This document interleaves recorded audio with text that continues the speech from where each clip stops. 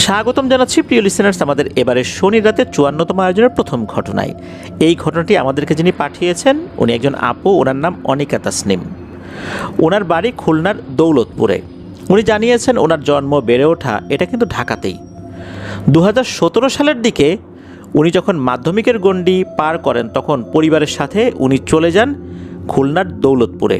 ওখানে ওনার দাদার আমলের অনেক পুরনো একটা বাড়ি ছিল, কিন্তু এই বাড়িটা কোনোভাবেই বাসযোগ্য ছিল না। ওই বাড়িটা ভেঙে নতুন করে তৈরি করা হয়েছিল। ৪ রুম বিশিষ্ট একটা বাড়ি তৈরি করা হয়, মাঝখানে বারান্দা ছিল। বারান্দায় যদি দাঁড়ানো যায় তাহলে ডানে বামে যে দুটো রুম ছিল এই দুটো রুমে যদি কেউ থাকতো, দরজা যদি খোলা থাকতো আর কি, ভিতরে যদি কেউ থাকতো তাহলে কিন্তু দেখা যেত যে ভেতরে কারা আছে, কে কী করছে। তো ওভাবেই ঘরটা তৈরি করা হয়েছিল আর কি, যেন রুম থেকে বের হয়ে সবাই ওই বারান্দায় আসতে পারে, বারান্দা থেকে আবার বাইরে বেরিয়ে যেতে পারে, ওভাবে ঘরটা তৈরি করা হয়। তো ঘরটা তো ওভাবে তৈরি করা হলো। এরপর ওনারা যখন ওই বাড়িতে থাকতে শুরু করলেন, অনেক আপুর ভাইরা আছে, তারপর ওনার আব্বু আম্মু, ওনারা যখন ওই বাড়িতে থাকতে শুরু করলেন, প্রথম রাত্রেই ঘটল একটি ঘটনা। সবাই তো ঘুমিয়ে আছেন, অনেকে আপুর আম্মুও ঘুমিয়ে আছেন। গভীর রাত্রে উনি একটা স্বপ্ন দেখেন। স্বপ্নে উনি দেখতে পান যে এই ঘরের মধ্যে দুটো ধোঁয়া দেখা যাচ্ছে, একটা সাদা ধোঁয়া, একটা কালো ধোঁয়া।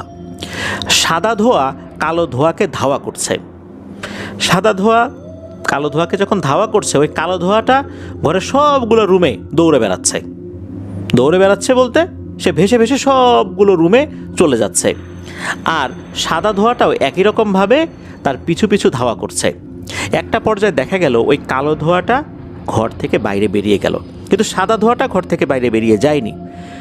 সাদা ধোঁয়াটা কালো ধোঁয়াকে ঘর থেকে বাইরে ধাওয়া করে বের করে দিয়ে ওই ধোঁয়াটা আস্তে আস্তে এগিয়ে আসে অনিকা আপুর আম্মুর দিকে। এই ধোঁয়াটার উপরের অংশটা হঠাৎ করেই মানুষের মাথার মতো অবয়ব ধারণ করে। এরপর অনিকা আপুর আম্মুকে বলতে থাকে, মারে এই বাড়িটা অনেক দিন পরিত্যক্ত পড়েছিল, অনেক দুষ্টু জিনেরা এখানে আস্তানা গেড়েছে। তোরা একটা কাজ কর, তোরা এই বাড়িতে একটা দোয়া মাহফিলের আয়োজন কর, মানুষকে কিছু খাইয়ে দে, ইনশাল্লাহ এই সমস্যা থাকবে না। আমি আপাতত এদেরকে বের করে দিলাম। এইটা বলার পরপরই ওই সাদা ধোঁয়াটা একদমই ভ্যানিশ হয়ে যায়। আর এরপর অনিকা আপুর আম্মুর ঘুমও ভেঙে যায়। উনি চিন্তা করলেন এখন আর রাতে কাউকে বলবো না, সকালবেলা সবাইকে ডেকে ইনশাল্লাহ এই বিষয়টা আমি খুলে বলবো। পরদিন সকালবেলা সবার উপস্থিতিতে উনি যখন এই স্বপ্নের বিষয়টি জানালেন, তখন অনিকা আপুর আব্বু উনি চিন্তা করলেন যে স্বপ্নে কি দেখেছে না দেখেছে, এই দোয়া অনুষ্ঠান করব, টাকা পয়সা খরচ করব, এটা ঠিক হবে কি না।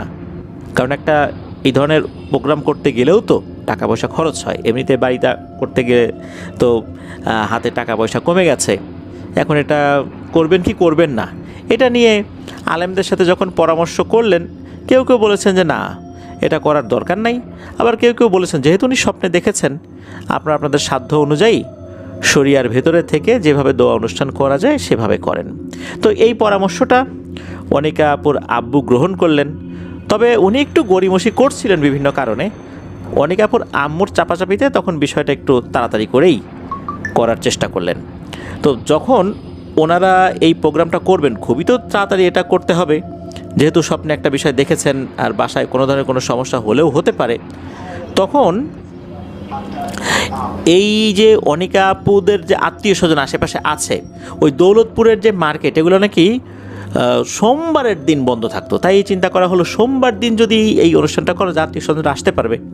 তো সোমবারের দিন এই অনুষ্ঠানটার আয়োজন করা হয়।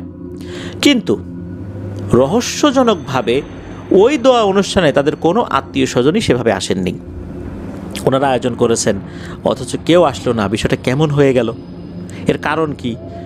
বন্ধের দিনে করা হলো, কারণ অনেকে ব্যবসা বাণিজ্য করতেন। সোমবার দিন অনেক সময় দেখা যেত যে অনেকেই ফ্রি থাকতেন, যেহেতু মার্কেট বন্ধ থাকতো, তাদের তো আসার কথা, কিন্তু কেউ আসলো না। এমন একটা সময় করা হয়েছিল যেন সবাই আসতে পারেন, তবুও আসলো না।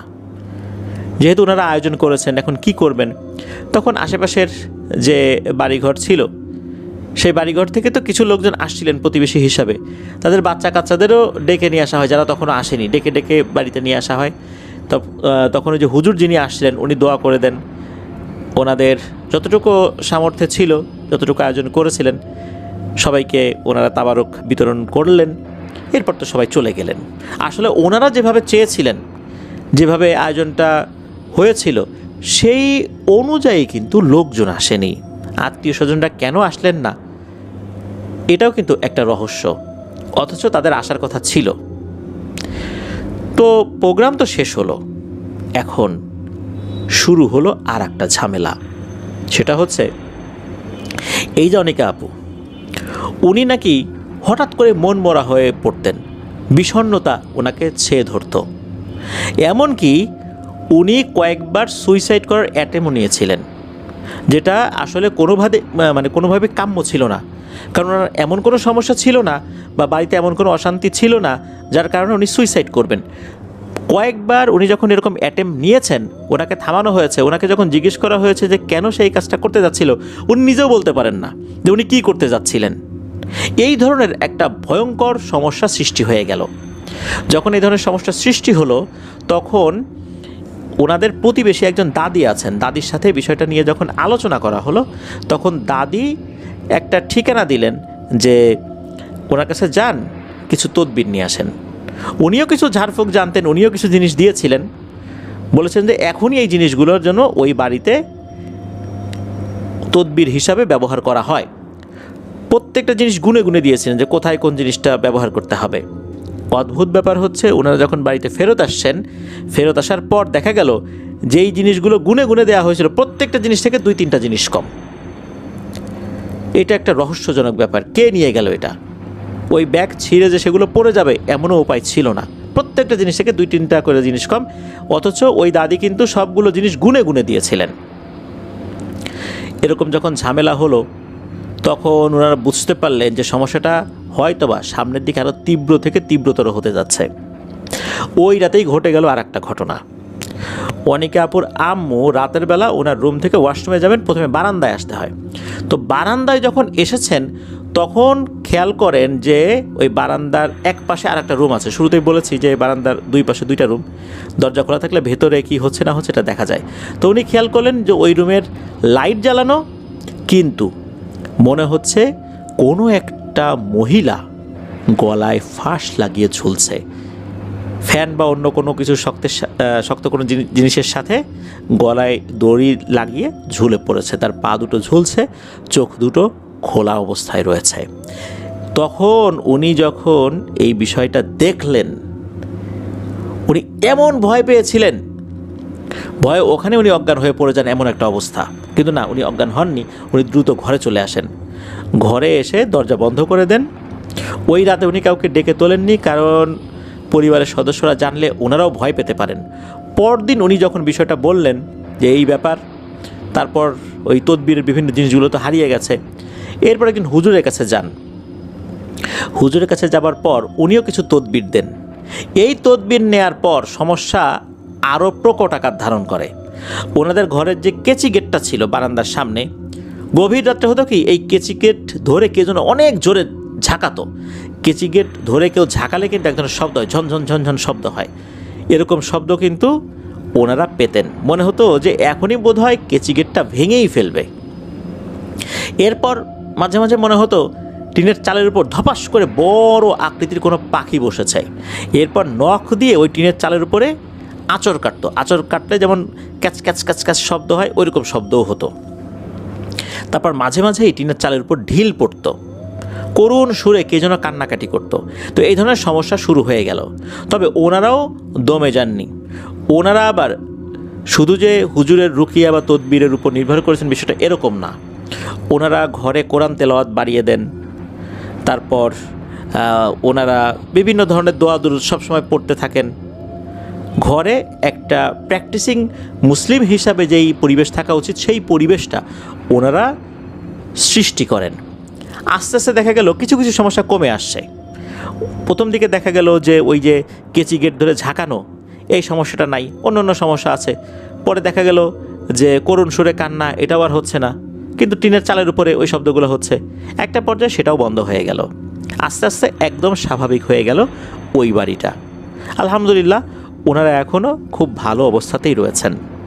প্রিয় লিসেনার্স, আমরা অনেক সময় দেখেছি যে জিনের প্রভাবের কারণে অনেকেই সুইসাইড করে কোনো কারণ ছাড়াই। হঠাৎ করে মানুষের মধ্যে বিষণ্ণতা, হতাশা এগুলো ভর করে বসে। মানুষ চিন্তা করে, আরে আমি তো এরকম একটা জায়গায় যেতে পারতাম, আমি কেন যেতে পারলাম না? আমার সাথে থাকা অনেকেই সেই জায়গায় চলে গেছে, সে অনেক ভালো করছে, আমার কেন হলো না? এরকম চিন্তা হঠাৎ করেই মানুষের মাথার মধ্যে ঢুকে পড়ে। তখনই শয়তান ধোঁকা দেয়।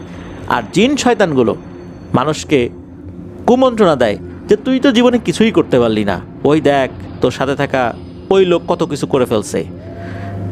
এরকম তো বিষয় আছেই। সেই সাথে মানুষ বিভিন্ন সময় মানুষ দ্বারা কিন্তু অপমানিত হয়, অনেক কটু কথার শিকার হয়। সেই বিষয়গুলো মানুষের মনে করিয়ে দেয়। তখন মানুষ আরও হতাশ হয়ে যায় যে হারে এই জীবনে কত অপমানিত হইলাম, বেঁচে থেকে লাভটা কি? তখন কিন্তু সে সুইসাইড করে। অধিকাংশ ক্ষেত্রে দেখা গিয়েছে যে দুষ্টু জিনেরা এইভাবে কুমন্ত্রণা দিয়ে মানুষকে জাহান্নামে নিয়ে যাওয়ার জন্য এই ধরনের টুলস ইউজ করে। এই জন্য আমরা সবসময় সতর্ক থাকব। আমাদের যেই নির্দিষ্ট দোয়াগুলো রয়েছে, প্রতিদিন যে মাসনুন দোয়াগুলো যেগুলো হাদিসে রয়েছে, সেগুলো পড়ার ইনশাল্লাহ চেষ্টা করব।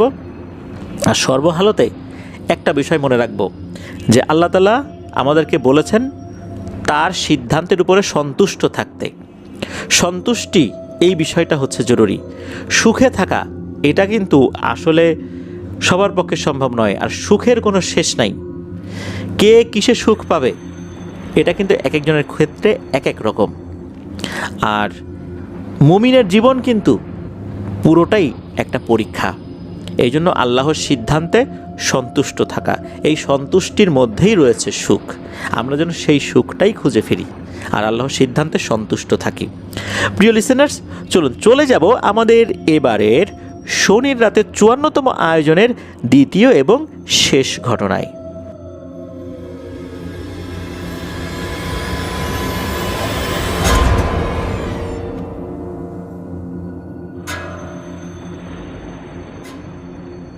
প্রিয় লিসেনার্স, এখন যে ঘটনাটি আপনাদের সাথে শেয়ার করব, এই ঘটনাটি আমাদেরকে যিনি পাঠিয়েছেন ওনার নাম শাহিন সর্দার।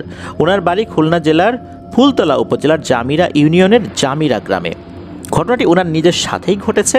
তো চলুন শুরু করি আজকের শনির রাতের ৫৪তম আয়োজনের দ্বিতীয় এবং শেষ ঘটনা। এই ঘটনাটির সময়কাল 2018 শুরুর দিকে এই শাহিন সর্দার ভাই উনি ঢাকা পলিটেকনিকে ভর্তি হয়েছিলেন। ব্যক্তিগত কারণে উনি এখানে লেখাপড়াটা আর কন্টিনিউ করতে পারেননি। উনি নিজ এলাকাতে চলে যান এবং সেখানে গিয়ে বিয়ে করেন। বিয়ে করার পর এখন কামাই রোজগার তো করতে হবে। উনি নিম্ন মধ্যবিত্ত পরিবারের সন্তান। এখন বিয়ে শাদী যেহেতু করেই ফেলেছেন, পরিবারের ভরণ পোষণের দায়িত্বও তো ওনার উপরে এসে বর্তায়। এখন কি করবেন? তখন ওনার পরিচিত এক চাচা এবং ওনার গ্রাম সম্পর্কের একজন মামা, এই দুজন আবার চাকরি করতেন রূপসা নদীর তীর ঘেঁষা বিশাল বড় একটি লেদার ফ্যাক্টরি রয়েছে সেখানে। যেহেতু ওনার এসএসসির রেজাল্ট ভালো ছিল, তাই ভালো একটা চাকরি ওনার হয়ে যায় ওই রেফারেন্সে, সুপারভাইজার পদে। এটি খুলনা নোয়াপাড়া যেই নদীর প্রবাহটা রয়েছে রূপসা নদীর, এর পাশেই ওই লেদার ফ্যাক্টরিটি অবস্থিত। তো উনি যখন ওখানে জয়েন করেন, ওনার যিনি সিনিয়র ছিলেন উনি খুবই গুরুত্বপূর্ণ কিছু ইনস্ট্রাকশন ওনাকে দেন। তা হচ্ছে এই ফ্যাক্টরিতে রাতের বেলা ডিউটি ওনাকে বেশি করতে হবে, যেহেতু উনি সুপারভাইজার পদে যুক্ত হয়েছেন এবং জয়েন করেছেন। এখানে মহিলারা রাতের বেলা ডিউটি করে না, তারা দিনের বেলাতে ডিউটি করে বিকাল ৫টার মধ্যে যে যার মতো চলে যায়। মহিলাদের কোনো ডিউটি নাই, পুরুষদের ডিউটি রয়েছে নাইট শিফটে। কিছু কিছু জায়গা রয়েছে যেই জায়গাগুলোতে আসলে যাবার ক্ষেত্রে একা যাওয়া যাবে না, আর কিছু জায়গা রয়েছে যেটা রাতের বেলা কোনো অবস্থাতেই যাওয়া যাবে না। বিশেষ করে ফ্যাক্টরির পেছন সাইড যেটা, এখানে কিন্তু যাওয়া যাবে না রাতের বেলা। এমনিতে দিনের বেলাতে যাওয়া যাবে, দিনের বেলা যখন ডিউটি থাকবে যাওয়া যাবে। রাতের বেলাতে ওই সাইডে কোনো কাজ হয় না, সুতরাং ওখানে যাওয়া যাবে না। আর আরও একটা অদ্ভুত ব্যাপার লক্ষ্য করেছিলেন এই শাহিন ভাই, সেটা হচ্ছে উনি যখন ওয়াশরুমে গিয়েছেন আজব এক ব্যাপার দেখেন। সেটা হচ্ছে কোনো ওয়াশরুমের বাইরের কোনো সিটকানি নেই। আমরা সাধারণত যে ওয়াশরুমগুলো দেখি বাইরের দিকে একটা সিটকানি থাকে, ভিতর দিকে সিটকানি থাকে। কেউ ভেতরে গিয়ে সিটকানিটা লাগিয়ে দেয়, আবার বের হওয়ার পর বাইরে থেকে সিটকানি লাগিয়ে দেয় যাতে করে দরজাটা খোলা না থাকে। দরজা খোলা থাকলে দেখতেও তো অড লাগে। উনি বুঝতে পারলেন না যে একটা দরজাতেও সিটকানি নাই কেন। তবে ওখানে যে সিটকানি ছিল সেই চিহ্নটা আছে।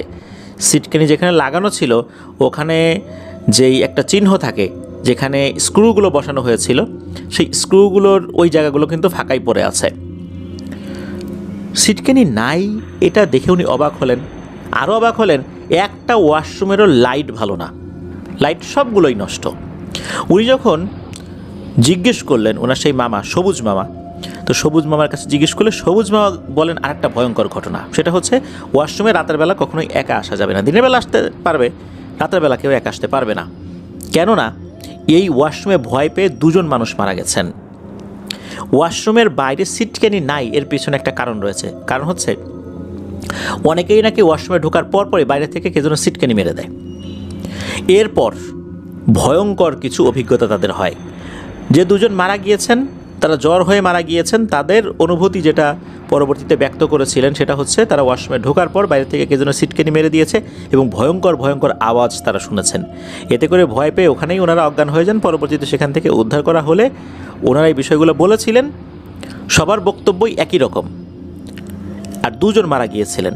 যেহেতু এরকম বাইরে থেকে সিটকানিটা মেরে দেওয়া হতো, এই কারণেই মূলত সিটকানিটা খুলে ফেলা হয় যাতে করে বাইরে থেকে কেউ সিটকানি মারতে না পারে। আর লাইটগুলো এমনিতেই নষ্ট হয়ে যেত, সর্বোচ্চ 7 দিন ভালো থাকতো, তারপর এমনিতেই নষ্ট হয়ে যেত। কেন এমনটা হতো এই বিষয়টা যখন সবুজ মামাকে উনি জিজ্ঞেস করেছিলেন, তখন সবুজ মামা বলেছিলেন যে এই ফ্যাক্টরির বিশাল একটা অংশ 4টা শ্মশান জুড়ে রয়েছে। অনেক আগে এই নদীর ধারে 4টা শ্মশান ছিল। শুধু শ্মশান ছিল এটা বললেও ভুল হবে, এখানে কি 2টো অনেক পুরনো কবরস্থানও ছিল। এগুলোর উপরে এই ফ্যাক্টরিটা হয়েছে। আর এই ওয়াশরুমের যে অংশটা, এই অংশটা নাকি ওই শ্মশানের উপরে পড়ে গেছে। এই কারণে সমস্যাটা অনেক বেশি হয়। তো যাই হোক, এরকম ইনস্ট্রাকশন যখন উনি শুনলেন এরপর বেশ সতর্ক হয়ে গেলেন। ওনার রাতের বেলা ডিউটি পড়তো বেশি। যারা অনেক পুরনো স্টাফ বা সুপারভাইজার তারা একটা সময় তো এসে ওনারা দিনের বেলাতেই বেশি ডিউটি পেতেন, আর যারা নতুন এসেছেন তাদের রাতের বেলা বেশি ডিউটি পড়তো। উনি যেহেতু নতুন ইয়াং মানুষ, আর যারা বয়স্ক হয়ে গেছে তাদের তো বাড়িতে ফেরত যেতে হয়, এখন রাত জাগতে অনেক কষ্ট হয়ে যায়। তো ইয়াং মানুষ তো ওনার রাতের বেলা ডিউটি পড়তো যেহেতু বেশি, রাতের একটা পর্যায়ে এসে মানে ধরা চলে যে রাত 1টা কি 2টোর পরে কাজ তেমন থাকতো না। এই কারণে সুপারভাইজার বা স্টাফ যারা ছিলেন বা অফিসার যারা ছিলেন তারা আসলে একটু রিল্যাক্সের সময় কাটাতেন। কেউ মোবাইল ফোন টিপতেন, ইউটিউব দেখতেন, যেহেতু কাজ নাই কিন্তু নির্দিষ্ট সময় পর্যন্ত তো ডিউটি করে যেতেই হবে, এই জন্য তারা আর বের হতেন না। আর সুপারভাইজার যারা তাদেরকে কিন্তু এক জায়গা থেকে আরেক জায়গায় হাঁটাহাঁটি করতে হয়, কোথায় কী হচ্ছে না হচ্ছে এটা তো দেখতে হয়।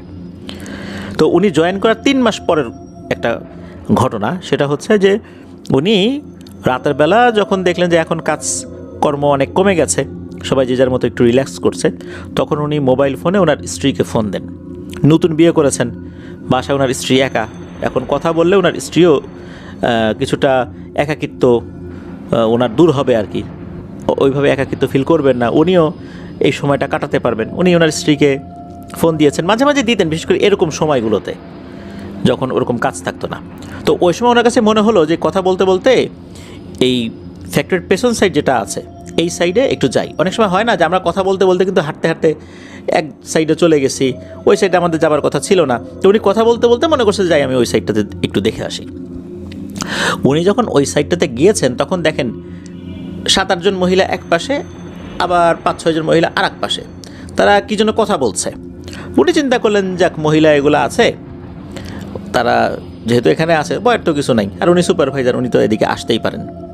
তো উনি কথা বলতে বলতে একটু দূরে যে মহিলাদের একটা গ্রুপ রয়েছে তারা কথা বলছিল, ওই দিকটাতে যেই না এগিয়ে গেছেন হঠাৎ করে কে যেন ওনার হাত টেনে ধরেছে। উনি পেছন দিকে ঘুরে তাকিয়েছেন, তারপর ওই লোকটি বলছে মোবাইল ফোন বন্ধ করো। উনি ফোনটা কেটে দেন। ওই সময় উনি ওনার ওয়াইফের সাথে কথা বলছিলেন। তখন ওই লোকটা বলছে, তুমি এখানে কেন আসছো? তখন এই শাহিন ভাই বলছেন যে আমি এখানে আসছি, আমি তো সুপারভাইজার, এদিকে আসতে হয়। তখন ওই লোকটা বলছে, কেন তুমি জানো না রাতের বেলা এখানে কোনো মহিলারা থাকে না, রাতের বেলা মহিলাদের কোনো কাজ হয় না? এটা তো তোমার জানার কথা, যেহেতু তুমি সুপারভাইজার, তাহলে এখানে কেন আসছো? তখন শাহিন ভাই বলছেন যে মহিলারা তো এখানে আসে, ওই যে দেখেন মহিলারা। এই বলে যখন উনি দেখাতে গিয়েছেন তখন দেখেন যে সে মহিলারা নাই। আজব ব্যাপার, উনি যে দুটো গ্রুপকে দেখেছিলেন মহিলাদের, তাদের কেউই নাই। তখন ওই লোকটা বলছে যে শোনো, রাতের বেলা এদিকে আসবা না, তাহলে তোমার বিপদ হতে পারে, জায়গাটা ভালো না, চলে যাও। এই বলে ওনাকে ওখান থেকে বিদায় দেওয়ার পর উনি কী মনে করে আবার পেছন দিকে ঘুরেছেন, দেখেন যে ওই লোকটাও নাই। এরপর উনি দ্রুত চলে আসেন। ওই সময় ওনার যে মামা, সবুজ মামাকে বিষয়টা যখন বলেন, তখন সবুজ মামা বলেন যে সর্বনাশ ভাগিনা, তুমি তো বিশাল বিপদে পড়ে গেছিলা। ঠিক ওইখানে রাতের বেলা গিয়ে দুইটা লোক মারা গেছে, ওয়াশরুমে দুটা লোক মারা গেছে, ওইখানেও দুইটা লোক মারা গেছে। তখন ওনারা বলেন আর একটা ভয়ঙ্কর ঘটনা, সেটা হলো যেহেতু এটা লেদার ফ্যাক্টরি, চামড়া নিয়ে কাজ, তো যে সমস্ত চামড়ার টুকরোগুলো ওনারা ফেলে দেন হচ্ছে এই পেছন সাইডের একটা জায়গায়। ওখানে নাকি খুবই দুষ্টু পিশাচ শ্রেণীর জিন রয়েছে, যেগুলো এই চামড়া খায়। ওনারা এগুলোকে চামড়া পিশাচ বলে থাকেন। আর এগুলো অনেক সময় মহিলাদের সুরত ধরে থাকে। এই জিনিসটাই মূলত দেখেছিলেন উনি। আর তখন সবুজ মা বলেছিলেন যে ভাগিনা, নিশ্চয়ই তোমার মায়ের দোয়া, তোমার আত্মীয় স্বজনের দোয়া, মানুষের দোয়া তোমার উপর আছে, তা না হইলে তুমি এমন একটা বিপদে পড়ছিলা, তোমার তো মেরেই ফেলতো, তোমারই খেয়ে ফেলতো। নিশ্চয়ই ওই লোকটা ভালো কোনো পরহেজগার জিন হবে, যে এই সময়ে এসে আল্লাহর রহমতে তোমাকে উদ্ধার করেছে, তা না হলে ভয়ঙ্কর বিপদ হয়ে যেত, আর তুমি এমনভাবে হারাই যাইতা বা মারা যাইতা, আমরা তো জানতামই না তোমার সাথে কি হয়েছে। এটা জানার পর উনি তো বেশ ভয় পেয়ে যান। এগুলো যখন পরিবারের সাথে শেয়ার করেন, তখন পরিবার থেকে চিন্তা করা হয় যে আসলে কতদিন এভাবে উনি এগুলো সহ্য করে থাকবেন। হঠাৎ করে এমনও তো হতে পারে, এমন একটা ভয় পেয়েছেন যাতে করে বড় ধরনের কোনো ক্ষতি হয়ে যেতে পারে। তো একটা পর্যায়ে উনি আসলে এই জিনিসটা সাময়িকভাবে আর কন্টিনিউ করেন নাই। উনি স্বাভাবিক জীবনে ফেরত আসেন, অর্থাৎ ওখান থেকে উনি আবার নর্মাল কাজগুলোতে চলে আসেন আর কি, ওই চাকরিটা ইস্তফা দিয়ে। ওখান থেকে আসার পর থেকে শুরু হয় আর একটা ঝামেলা। উনি রাতের বেলা যখন ঘুমিয়ে থাকতেন, একটা সময় ওনার কাছে মনে হতো ওনার সমস্ত শরীর আস্তে আস্তে ফ্রিজ হয়ে যাচ্ছে, আস্তে আস্তে পায়ের নিচ থেকে শুরু করে শরীরের উপরের অংশ একদম প্যারালাইজড হয়ে যাচ্ছে। ওই সময় কিন্তু ওনার ঘুমও ভেঙে যেত। উনি তাকিয়ে দেখতেন মাথার উপরে ফ্যান ঘুরছে। আরেকটা জিনিস দেখতেন, দরজা ভেদ করে বা জানালা ভেদ করে কোনো একটা নারী অবয়ব তার রুমে ঢুকে পড়েছে, তার পাশে এসে দাঁড়িয়ে থাকতো। নারী অবয়বের চেহারাটা যে সুন্দর এটাও বলা যাবে না, খুব যে ভয়ঙ্কর এটাও বলা যাবে না। শাড়ি পরা, বড় বড় চুল আছে। রাতের যেই আধো আলো আধো ছায়া, ডিম লাইটের আলোতে যেরকম পরিবেশটা থাকে রুমের মধ্যে, এটাতে উনি বুঝতে পেরেছিলেন। এটাকে দেখে যে ভয়ে আতকে উঠে চিৎকার চেঁচামেচি করবে, বিষয়টা এরকম না। তারপরও তো রাতের বেলা এইভাবে যদি কেউ আসে, ভয় তো লাগবেই। ওই অভাবটার পায়ের কাছে দাঁড়িয়ে থাকতো, শুধু তাকিয়ে তাকিয়ে ওনাকে দেখতো। যতক্ষণ থাকতো ওনার শরীরে কিন্তু বিন্দু মাত্র কোনো শক্তি থাকতো না, উঠে নড়াচড়া করবে, চিৎকার দেবে, এমন কোনো শক্তি থাকতো না। একটা পর্যায়ে ওই অভাবটা চলে যেত, তারপর ওনার শরীরে শক্তি ফেরত আসতো।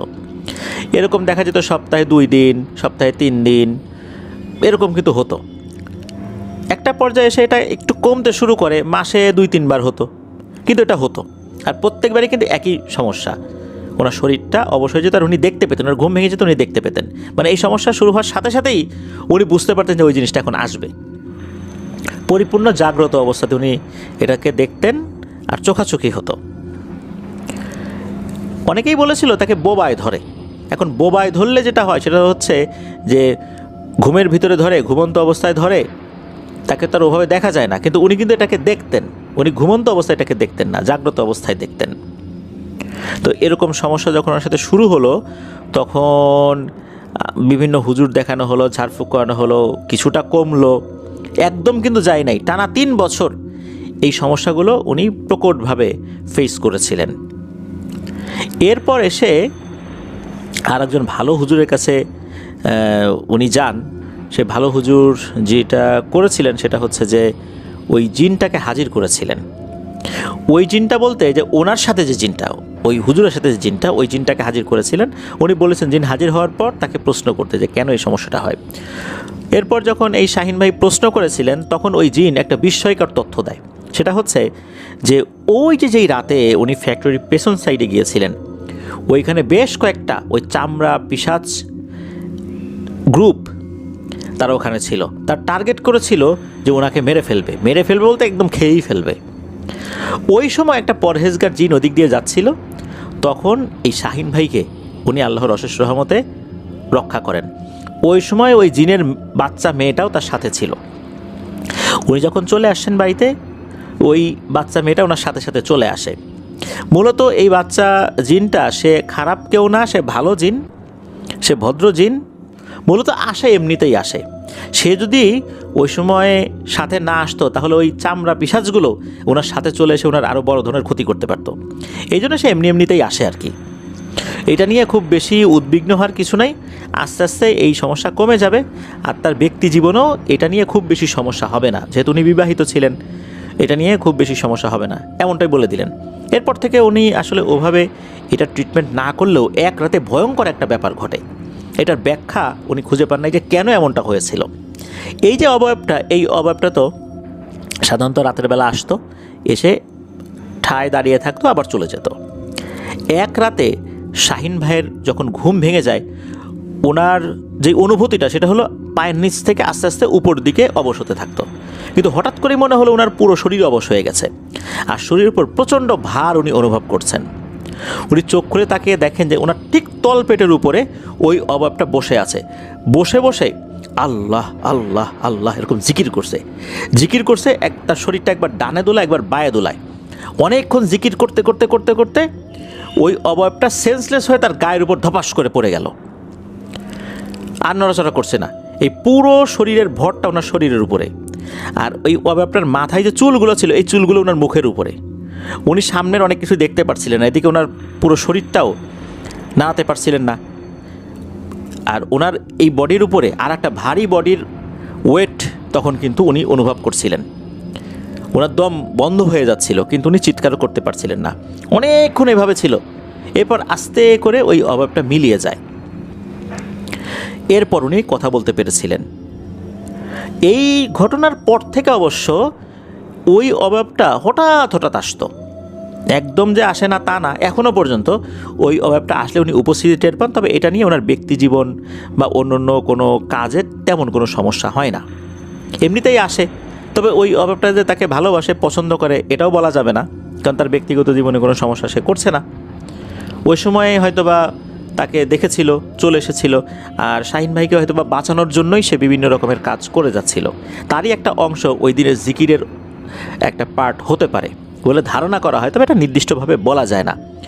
এখনও ওই জিনিসটা ওনার সাথেই আছে, তবে স্বাভাবিক পর্যায়ে আছে। মানে ওনাকে যে খুব যন্ত্রণা দেবে, কষ্ট দেবে, এমন কোনো কিছু না।